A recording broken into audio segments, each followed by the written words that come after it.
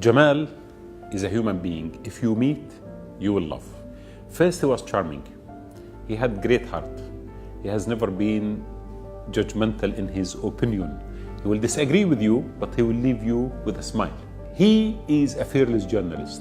Whenever he believes in something, he will say it. He will say it politely, with wisdom. He knows the boundaries, but eventually he will never cover up on something that he believes it should be public.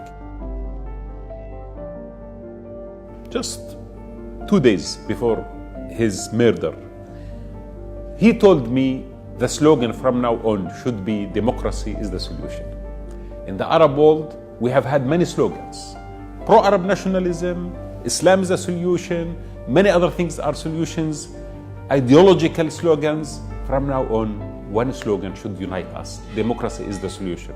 Democracy that will allow every human being to express his opinion and to live as a free human being with dignity in our land. And that was, in my opinion, the overriding mission that Jamal had, especially during the last period, which is the 1.5 years of self-exile. He spoke to me about his dream of building this institution, pro-democracy foundation.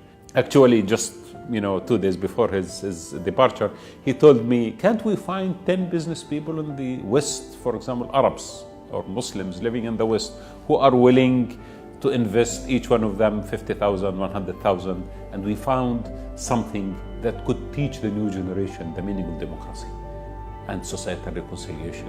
And we could launch a new trend that really could introduce the culture of democracy not only to the young, but also to convince the old that this is a great solution and it is a win-win situation for all of us.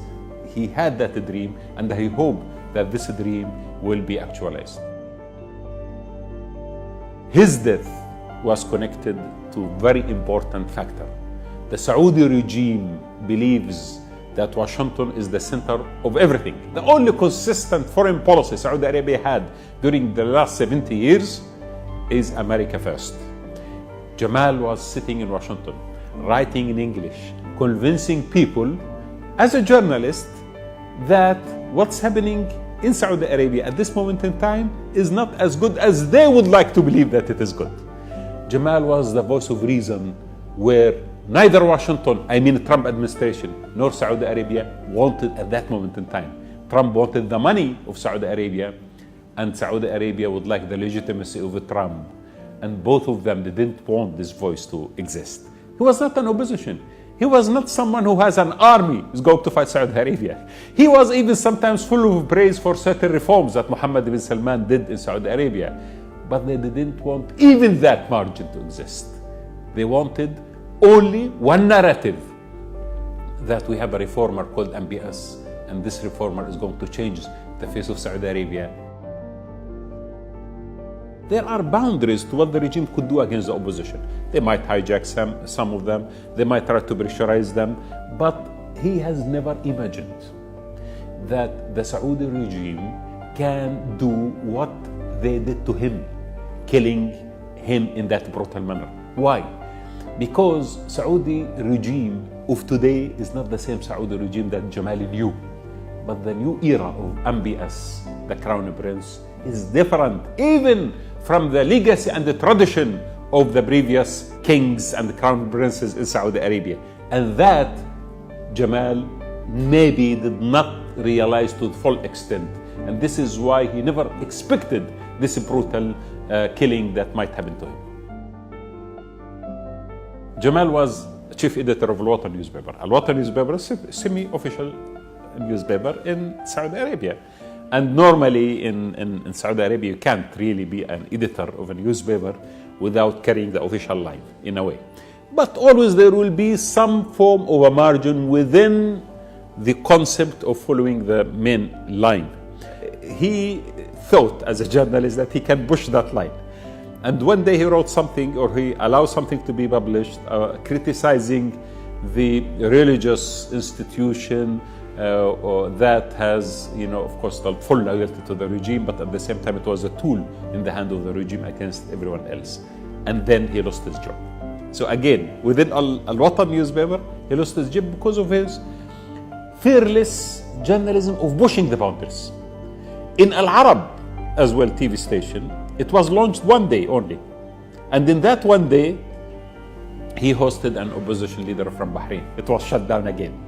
So that was what Jamal is about. Jamal will always take the advantage of any opportunity that comes to him, but always will try to be faithful to the ethics of journalism and push the line a little bit in order to test if he can really be free in doing whatever he's doing.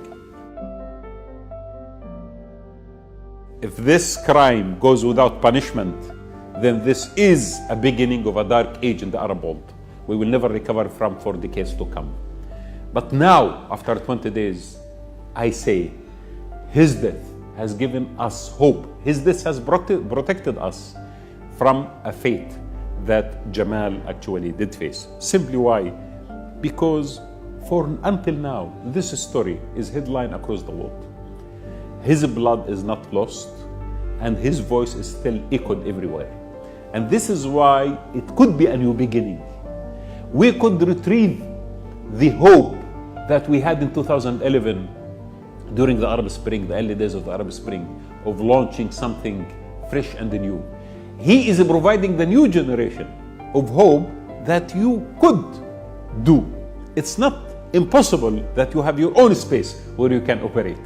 Jamal definitely right now, after his death, continues the same mission that he started during his life, which is liberating the Arab mind and the Arab world from tyranny and from the depression when we faced the counter-revolutions after 2013. I will remember him as a human being who was full of hope, but at the same time, he was well calculating in his approach and he was balanced. And before that and after that, I remember him as a great friend and a man with good heart. 2 days, in fact, before his murder, we had dinner together and he was, in a very good mood. He was very hopeful about the future. I joked with him, I said, Jamal, you are 10 years younger than last time I met you. Maybe because now you have a new love, you are about to get married. At that time he had a fiancée and he was preparing to get married. And he laughed. He said, it's beautiful that I told him it's a fresh start for you. He said, it's true. But you know where the fresh start will be? When we do something for our people. Let us do this foundation. Let us work for it.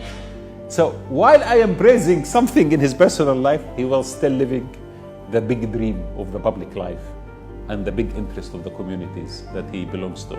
This is what Jamal was about. Jamal has never, ever given up his, excitement about personal life, but never given up his excitement about the big vision, the mission that he belonged to, the Arab world that he dreamed of having, living much better life than the one that we are at this moment in time going through.